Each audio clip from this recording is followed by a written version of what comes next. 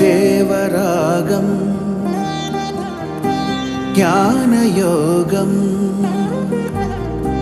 వ్యాసపీఠం బహువేదశాస్త్రం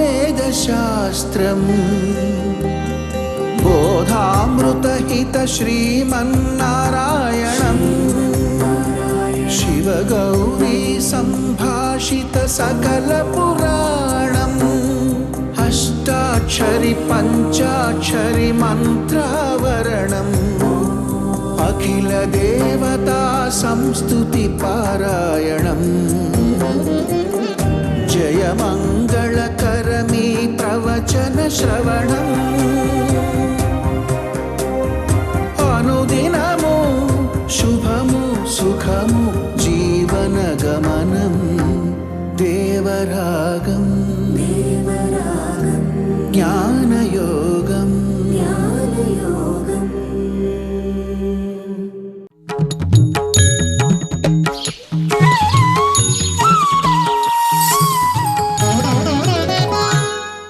ఆపదామపహర్తారం దాతారం సర్వసంపదాం లోకాభిరామం శ్రీరామం భూయో భూయో నమామ్యహం.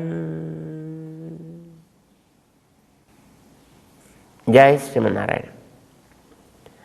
ప్రియ భగవద్బంధులారా, 5వ అధ్యాయంలో ఎవడు యుక్తుడైతే వాడే సుఖపడతాడు, యుక్తుడు కానివాడు సుఖపడలేడు. 23వ శ్లోకంలో శ్రీకృష్ణుడు ఈ విషయాన్ని స్పష్టంగా చెబుతాడు. సయుక్త ససుఖీ నరః, వాడే నిజానికి సుఖాన్ని పొందేవాడు యుక్తుడైతే. ఏం చేస్తే యుక్తుడవుతాడు? కామ క్రోధ ఉద్భవం వేగం యహ శక్నోతి సోఢుం. కామము వల్ల క్రోధం వల్ల వచ్చేటటువంటి ఆ ప్రమాదాలని వేగాన్ని ఎవడైతే అణిచి పారవేయగలుగుతాడో, అది తప్పకుండా చేద్దామండి, మెల్లిగా చేద్దాం. ముందరైతే మనకు ఒక సుఖాన్ని అయితే మొట్టమొదటి మనకు కలిగించమని చెప్పండి, ఒక ఆత్మసాక్షాత్కారాన్ని ఇమ్మని చెప్పండి, తర్వాత తప్పకుండా దానికి ప్రయత్నం చేద్దామండి అంటే అలా కుదరదు. ఇహ యస్సోఢుం, ఇక్కడ ఎవడైతే సాధించగలుగుతాడో, ఇక్కడంటే ఎక్కడండి, ఎప్పుడండి? ప్రాక్ శరీర విమోక్షణాత్, ఈ శరీరంలోంచి నువ్వు పోవడానికి పూర్వమే సాధించగలిగితే అప్పుడు మాత్రమే నువ్వు యుక్తుడు కాగలుగుతావు, అప్పుడు మాత్రమే నువ్వు సుఖం కలిగిన వాడు అవుతావు సుమా. ఇది మనం శ్రీశుకుడు, నమ్మాళ్వార్ లాంటి మహానుభావుల విషయంలో మనం చూడగలుగుతాం. మిగతా చోట్ల చూడడం కొంచెం మనకి కష్టం అనిపిస్తుంది. మనం గతంలో అనుకున్నాం, ఎవడైతే ఆత్మసాక్షాత్కార సాధన చేస్తాడో వాడు కూడా యుక్త. ఆత్మసాక్షాత్కారాన్ని ఎవడు పొందుతాడో వాడు కూడా యుక్త. యుక్త అంటే కూర్చగలిగిన వాడు అని అర్థం. దేన్ని? దేంతో? మనస్సుని ఆత్మతో ఎవడైతే కూర్చగలుగుతాడో వాడు. ఎందుకు కూర్చాల్సి వస్తుంది? ఇప్పుడు ఇదివరకు ఎప్పుడు ఆత్మ మనసు కలిసే ఉంటాయి కదా, ఉంటాయి, కానీ ఇలా ఉంటాయి. ఇప్పుడు ఆత్మ ఇటు ఉంటుంది, మనస్సు ఇటు ఉంటుంది. మనసుకి ఎప్పుడు కూడా ఈ ప్రకృతిలో ఉండేవి తినాలి, తిరగాలి అని అనిపిస్తూ ఉంటుంది. ఆత్మవైపు తిరుగుదామని అనిపించదు. కానీ ఎవడు తన సాధనతోటి ఆత్మవైపు వీటిని తిప్పగలుగుతాడో, ఆత్మ ఏ లక్షణముగా తనకి కావలసినట్లుగా భావిస్తాడో. గతంలో 2వ అధ్యాయంలో మనకు ఒక మాట చెప్పాడు ఆయన. ఏంటది? ఎస్తు ఆత్మరతిరేవ స్యాత్ ఆత్మతృప్తశ్చ మానవః ఆత్మన్యేవ చ సంతుష్టః తస్య కార్యం న విద్యతే. ఇది 2వ అధ్యాయంలో చెప్పాడు. ఏమేం చెప్పాడు దాంట్లో? ఎస్తు ఆత్మరతిరేవ స్యాత్ ఆత్మతృప్తశ్చ మానవ, ఆత్మన్యేవచ సంతుష్ట. మొట్టమొదటికి ఆత్మ ఎందు ఇష్టం ఉండాలి. ఆత్మ అంటే తన మీద తనకి ఇష్టం ఉండాలండి. తన మీద తనకి ఇష్టం లేకుండా ఎవడు ఉంటాడండి? అందరికీ తన మీద తనకి ఇష్టం ఉంటుందా ఏమిటి? చాలామందికి తమ మీద తమకి ఇష్టం ఉండదు. ఎలా చెప్తారండి? ఎలా అంటే తను బాగుపడడానికి సాధనంగా ఈ శరీరాన్ని దేవుడిచ్చాడు. మంచిగా వాడుకోవా అని ఇచ్చాడు. ఇందులో ఏది పోయినా మళ్ళీ దొరికేవి కావు. శరీరమే పోయినా మళ్ళీ దొరకదు. ఏ భాగమూ దొరకవు. ఇందులో ఉన్న వాటిని జాగ్రత్తగా వాడుకోవాలి. పాడైపోకుండా చూసుకోవాలి. మంచిగా ఉపయోగపడగలిగే శక్తి దాంట్లో ఉండేట్టుగా చూసుకోవాలి. అలా చూసుకోవాలంటే సాత్వికమైనటువంటి ఆహారాలు, సాత్వికమైనటువంటి విహారాలు, సాత్వికమైనటువంటి వ్యవహారాలు మంచిది చెప్పాడు. కానీ మనకి సాత్వికంగా ఉండబుద్ధి అవుతుందా? ఈ శరీరంతో ఉండేటువంటి సంబంధం చేత ఈ శరీరం కోరేటటువంటి వాటన్నిటిని కూడా మనం తీర్చాలి అని మనకుండేటటువంటి జ్ఞానాన్ని కూడా పట్టుకొచ్చి దాంట్లోనే పెట్టి వాటిని ఎట్లా సంపాదించాలి, వాటిని ఇంకా ఎలా పెంచుకోవాలి, అనుభవించినా తరిగిపోకుండా ఇంకా ఎన్ని బ్యాంకుల్లో వేయాలి, ఎంత డిపాజిట్లు పెంచాలి, దీన్నే మనం ఆలోచిస్తున్నాం తప్ప ఆత్మని గురించి ఆలోచన మనం చేయట్లేదే. ఇప్పుడు చూడండి, కొంతమంది రాజసాహారాలు తింటారు, తామసాహారాలు తింటారు. వాళ్ళకు కూడా సుఖంగా ఉందామని అనిపిస్తుంది అనిపించదా అనేది మనం ఆలోచించాల్సినటువంటి బాధ్యత మనది. రాజసాహారాలు తామసాహారాలు అంటే ఏమిటో మనకు తెలుసు. ఎందుకంటే మనం గతంలో చాలాసార్లు చెప్పుకున్నాం. తామసాహారాలంటే తమో గుణాన్ని పెంచి మనస్సుని పాడు చేసేవి. ఉదాహరణకి తాగుడు, పాన్ పరాగులు, గుట్కాలు, రకరకాల కెమికల్సు, రకరకాల డ్రగ్స్, ఇంకా తినేటటువంటి రకరకాలైనటువంటి జంతు సంబంధమైన ఆహారాలు, కోడిగుడ్ల దగ్గరించి ప్రారంభిస్తే శాకాహారాలుగా లభించేటువంటి వాటిల్లో కూడా ఉల్లి, వెల్లుల్లి ఎట్సెట్రా ఎట్సెట్రా ఎట్సెట్రా ఇవి నిజానికి బలాన్ని ఇస్తాయి కదండి అని అనిపిస్తుంది. శరీరానికి బలాన్ని ఇస్తాయి, మనస్సుని పాడు చేస్తాయి. నీకు శరీరం ప్రధానమా, మనస్సు ప్రధానమా? శరీరం బ్రహ్మాండంగా ఉంటుంది, వాడికి మనసు పనిచేయదు, పిచ్చోడు అంటారు వాడు. శరీరం బాగుండాలి, మనస్సు కూడా బాగుండాలి. మనస్సు బాగున్నప్పుడు శరీరం సహకరించకపోయిన పెద్ద ప్రాబ్లం లేదండి. మనస్సు కనుక దృఢంగా ఉన్నట్టయితే శరీరం బలహీనమైనప్పటికీ కూడా వాడు భయంకరమైనటువంటి పనులన్నీ చేయగలుగుతాడు, బ్రహ్మాండమైనటువంటి కార్యక్రమాలు చేయగలుగుతాడు, ఎంతో గొప్ప పేరు ప్రతిష్టలు తెచ్చుకోగలుగుతాడు మనస్సు దృఢంగా కనుక ఉన్నట్టయితే. కానీ మనసే పాడైపోయింది అనుకోండి, వాడిని పిచ్చోడు అంటారు.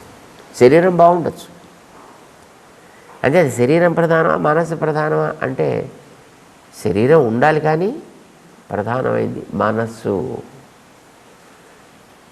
మన వాళ్ళు చెప్తుంటారు చూడండి, ఉల్లి చేసిన మేలు తల్లి కూడా చేయదు అని. It's a good thing. కానీ ఆ చేసిన మేలు చేసే శరీరానికి, మనస్సుకు కాదు, ఆత్మకు కాదు. మనస్సుకి హాని చేస్తుంది అది. తామసాహారాలు ఇవన్నీ మనసుకి హాని చేస్తాయి, రాజసాహారాలన్నీ మనసుకి హాని చేస్తాయి. కనుక వాటిని దూరంగా పెట్టాలి అన్నారు. ఎంతమంది మనం పెట్టగలుగుతున్నాం? ఎన్నిటి మనం పెట్టగలుగుతున్నాం? అయ్యో అవి లేకపోతే నేను బతకలేనండి, అసలు లేకపోతే తిండేమిటండి, అసలు చేయకుండా ఉండేవాడు ఎవడు ఉంటాడండి, ఆ తినకుండా ఉంటే బతికేంటండి, ఇలా మాట్లాడతారు జనాలంతా. ఆశ్చర్యం కాదు. సిగరెట్ కాల్చేవాడికి ఆ ప్రతి పెట్టి మీద కూడా రాస్తాడు, ప్రాణానికి హానికరము, కాల్చవద్దు. దాని చక్కగా మొట్టమొదటి స్టాట్యూటరీ వార్నింగ్ దాని మీద ఇస్తాడు. మీరు తీసుకునే మందులు ఉంటాయి, ఇంగ్లీష్ మందులు చూడండి, వాటి మీద పాయిజన్ తప్పకుండా మొట్టమొదటి పెడతారు. Poison use under the guidance of a prescribed ఏదో physician or something like that. అంటే వాడి విషయం అని తెలుసును, వాడు దాన్నే ఇస్తున్నాడు. నీకు అది విషయం అని తెలుసు, కానీ నువ్వు తీసుకుంటున్నావు. తీసుకుని ఏదో నేను గొప్పవాడిని అయిపోతాను అనుకుంటున్నావు. నీలోంచి నేను గొప్పతనాన్ని పైకి తెచ్చుకోవాలనే ప్రయత్నం చేయటం లేదు. మనలో నిబిడీకృతమై ఉండేటువంటి దాగి ఉండేటువంటి నిక్షిప్తమై ఉండేటువంటి శక్తిని పైకి తెచ్చుకుని దీన్ని దృఢంగా అట్టే పెట్టుకోవాలి తప్ప పైనుంచి ఏదో పట్టుకొచ్చి వేసేస్తా శక్తిని తెచ్చుకుంటా అంటే నీలో ఉండే శక్తి అంతా నాశనం. ఇప్పుడు మనకు జరుగుతుంది సంగతి చెప్తున్నాం. మనం ఎలాంటి వాళ్ళం అనే ప్రశ్న కానే కాదు ఇందులో. మనం అలాగనే ఉండనివ్వండి, మరేం పర్వాలేదు. కానీ లోకపు పోకడ ఇట్లా ఉన్నది. అంటే మనకి సంతుష్టి అనేటువంటిది బయటి విషయాలతో కలుగుతుంది తప్ప లోపల ఉండేటువంటి నా సంబంధమైన జ్ఞానంతో కలగటం లేదు. అక్కడ చెప్పింది 2వ అధ్యాయంలో యస్త్వాత్మరతిరేవ స్యాత్ ఆత్మతృప్తశ్చ ఆత్మని ఏవచ్చ సంతుష్టః. వాడు ఆత్మ ఎంతెంత తెలుసుకుంటే అంతంతా వాడికి ఆనందంగా ఉంటుంది. ఎప్పుడెప్పుడు తెలిస్తే అప్పుడప్పుడు వాడికి ఆనందంగా ఉంటుంది. అలాంటి వాడికి చేయాల్సిన పని అంటూ ఏమీ లేదు. వాడికి కర్మ అక్కర్లేదు, సన్యాసం అక్కర్లేదు, యోగం అక్కర్లేదు. వాడికి అన్నీ సిద్ధించాయని అర్థం. తస్య కార్యం న విద్యతే. కానీ మనమైతే అలా లేం కదా. అంచే చక్కగా ప్రారంభించు పనులన్నీ. ఆ స్థితిలో ఉన్నవాడైతే అప్పుడు ఆలోచించవచ్చండి. కానీ బయట ఎంత ఉపన్యాసం చెప్పినా తర్వాత మళ్ళీ అన్నం ఎక్కడా, పలహారాలు ఎక్కడా అని వెతికేటటువంటి వాడికి తృప్తి దీంట్లో ఉంటుంది తప్ప దాంతో లేదు కదా. ఆత్మసాక్షాత్కారం కావాలి అని అనుకున్న వాడికి మొట్టమొదట ఏర్పడాల్సింది అలాంటి దశ. అలాంటి దశ అంటే మిగతా వాటిని ప్రపంచాన్ని వదిలిపెట్టిపోమంటల్లా. నువ్వు కర్మ ఆచరణ చేస్తూ ఉన్నప్పటికీ నీ మనసు దానికి ప్రిపేర్ అయి ఉండాలి. భగవంతుడు చెప్పేది ఇక్కడ మనస్సుని ప్రిపేర్ చేయడం అనేది. శరీరంతో పనులు మానేసి మా అడవులకి పొమ్మని చెప్పట్లేదు, హిమాలయాలకి పొమ్మని చెప్పట్లేదు, ఎడారుల్లోకి పొమ్మని చెప్పటం లేదు. పనులు చేయాల్సిందే. ఎవరి గురించి చెప్తున్నాడు ఈయన భగవద్గీత? అర్జునుడి గురించి. దేనికోసం చెప్తున్నాడు భగవద్గీత? ఆల్రెడీ చేతిలో ఉండే ధనుర్బాణాలు బారేసి ఇంకా నకాంక్షే విజయం అన్నవాడి గురించే చెప్తున్నాడు. ఇప్పుడు ఆ పని చేయడం కోసమే చెప్తున్నాడు ఆయన. అలాంటి అప్పుడే అక్కడి నుంచి బయలుదేరి శుభ్రంగా తీసుకుని ఆయన పోయిరా బాబు జాగ్రత్తగాను అని ఒక కాషాయం వస్త్రం కూడా పట్టుకొచ్చి ఇచ్చి ఉండేవాడు ఆయన. కానీ అలా వెళ్ళడం కోసం చెప్పట్లేదు శ్రీకృష్ణుడు. అలాంటి వాడి కోసం చెప్పట్లేదు కూడా. వాడిని తిరిగి కర్తవ్య ఉన్ముఖుడిగా తయారు చేయడం కోసం చెప్తున్నాడు ఆయన. చేతిలోంచి పారేసిన ధనుసుని మళ్ళీ పట్టుకుని ధనుర్ధర యత్ర పార్థ అయ్యేట్టు చేయడం కోసం తను పెడుతున్నాడు. తన కర్తవ్యం వదిలిపెట్టేసి తనది కాని పనిని అడుక్కు తింటాను అని బయలుదేరితే అది కాదు నువ్వు చేయాల్సింది ఇదే అని అతనికి నచ్చ చెప్పి కర్తవ్య సుముఖుడిగా చేసినటువంటి ఉపదేశం కదా మనకి చెప్తున్నారు. అంచేత ఎవరికైనా జ్ఞానం కలుగుతోంది, అది ఆత్మజ్ఞానమో పరమాత్మ జ్ఞానమో అని అంటే, ఎవడైనా ఒకడు ఆత్మసాక్షాత్కారి లేదా పరమాత్మ సాక్షాత్కారి అయ్యాడు, అవుతున్నాడు, అవ్వడానికి ప్రయత్నం చేస్తున్నాడు అనంటే తన కర్తవ్యాలని వదిలిపెట్టి వెళ్ళేవాడు కాకూడదు. ఎప్పుడు తన బాధ్యతల్ని సవ్యంగా మరింత చక్కగా దృఢంగా నెరవేర్చేవాడు కావాలి.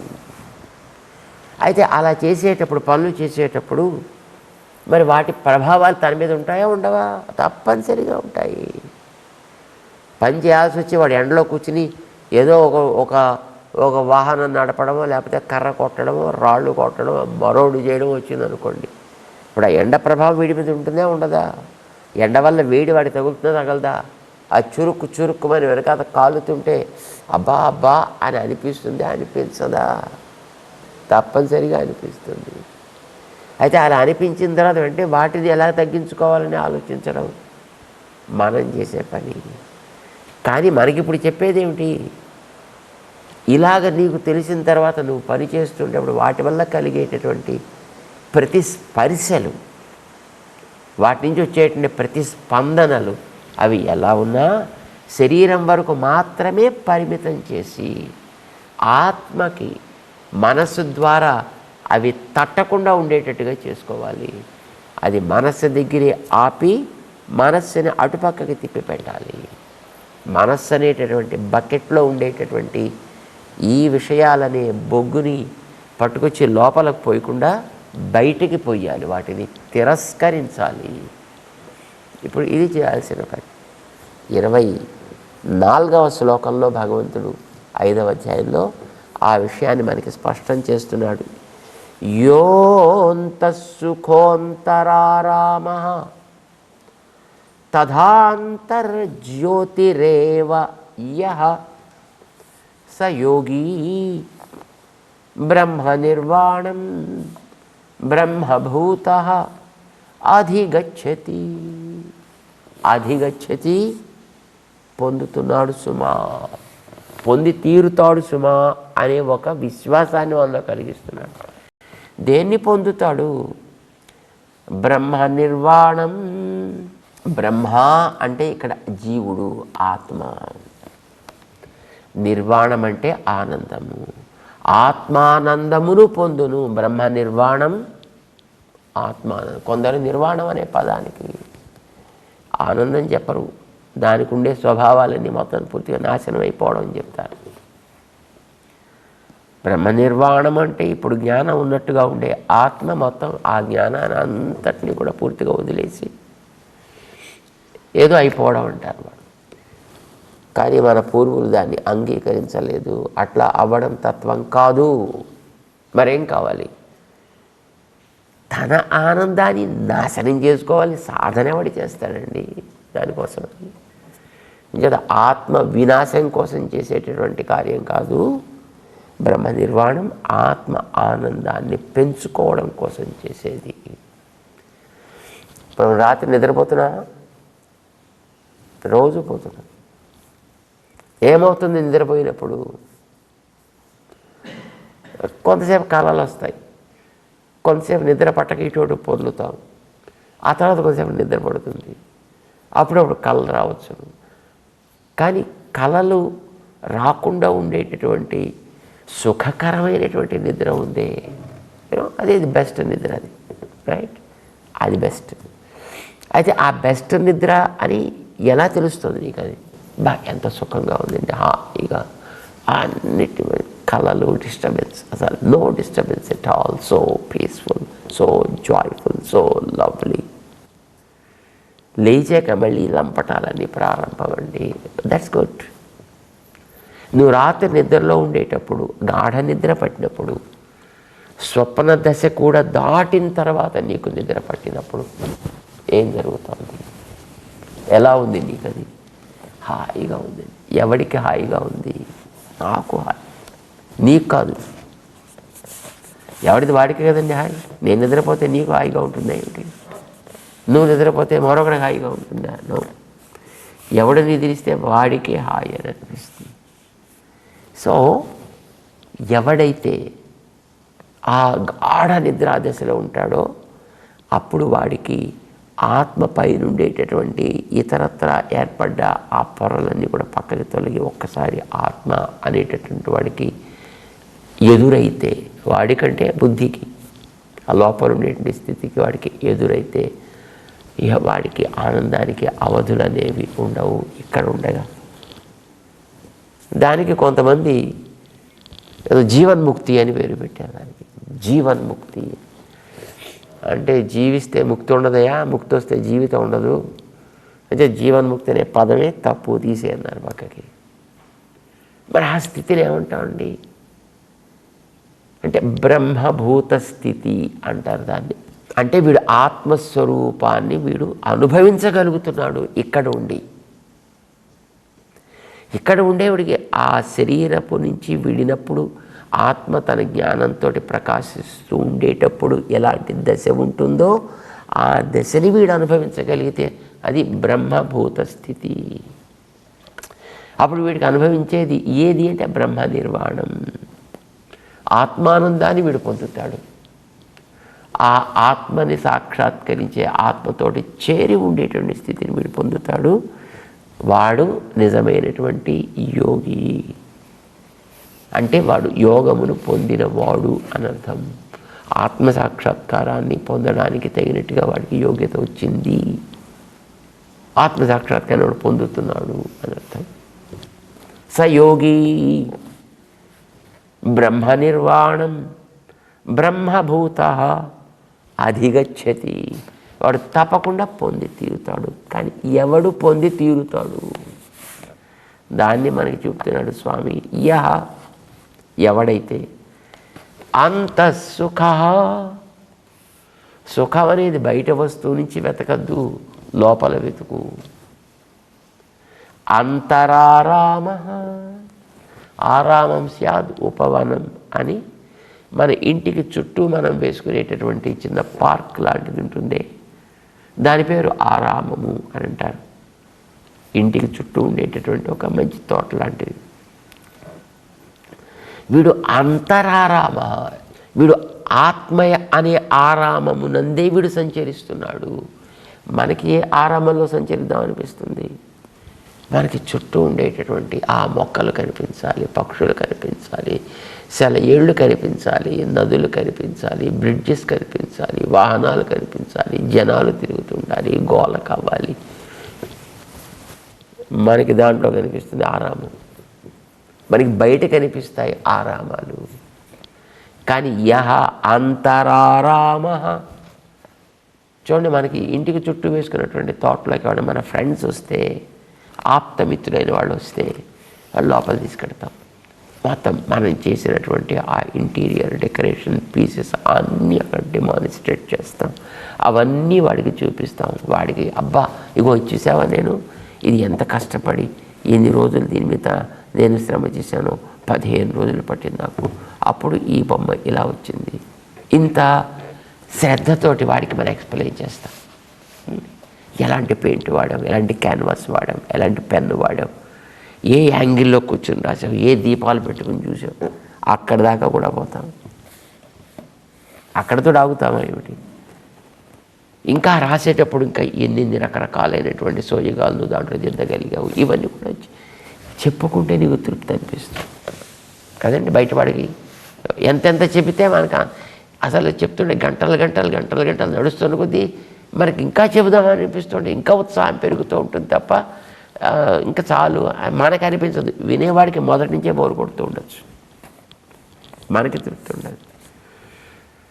తోటలోకి తీసుకెళ్ళామనుకోండి, ఆహా ఈ మొక్క చూసావా ఎంత శ్రద్ధగా పెంచాను, ఎక్కడి నుంచి తీసుకొచ్చానో చెప్తాడు, ఏ దేశంతో చెప్తాడు వాడు, దాని ఖరీదంతో చెప్తాడు, దాన్ని తేవడానికి ఎంత కష్టపడాల్సి వచ్చిందో చెప్తాడు, కష్టంలో ఏ ఇబ్బందులు వచ్చాయో చెప్తాడు, దాన్ని పట్టుకొచ్చి ఇక్కడ పెట్టిన తర్వాత ఇక్కడ వాతావరణానికి దానికి అడ్జస్ట్ చేయడం ఎంత కష్టం, దాన్ని ఎంత జాగ్రత్తగా ట్రిమ్ చేస్తున్నాడో చెప్తాడు. దానికన్నా పండ్లు కాయలు తండ్రి కాస్తే అబ్బో తింటే ఇంకా బ్రహ్మానందం వాడికి, పెడితే ఇంకా ఆనందం వాడికి, పువ్వు దానికి కోస్తే వీడికి ఆనందం, అవతల కోస్తారంటే అమ్మో ముట్టుకోవద్దు అని అనిపిస్తుంది.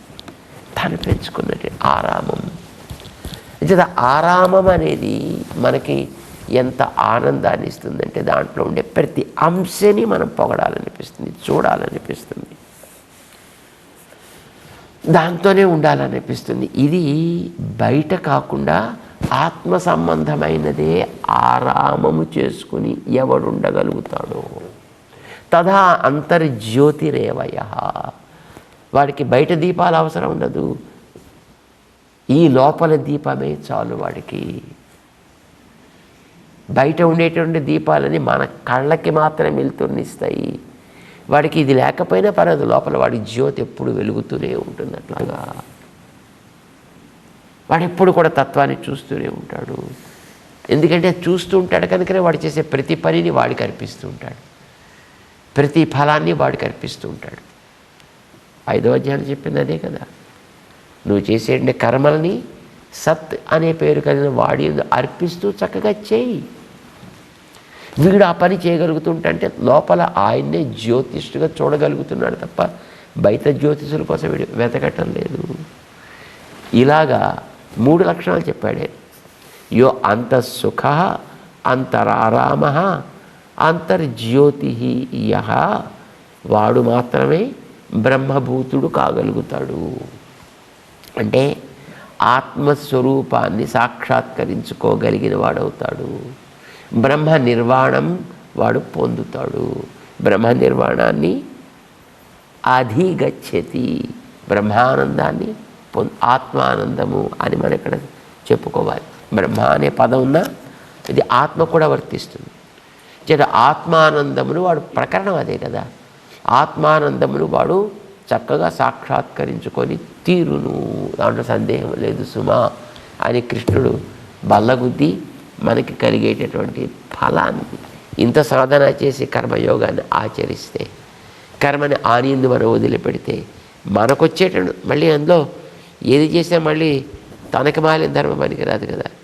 మనకేమిటి లాభం దీంట్లోనంటే నాయనా నువ్వు తప్పకుండా అధిగచ్చతి, తప్పకుండా పొంది తీరుతాడు సుమా. ఇది ఎవడైతే చేస్తాడో వాడు మాత్రమే సయోగి, యోగి కాగలుగుతాడు సుమా అంటూ 24వ శ్లోకాన్ని వివరిస్తూ ముందుకు సాగుతున్నాడు.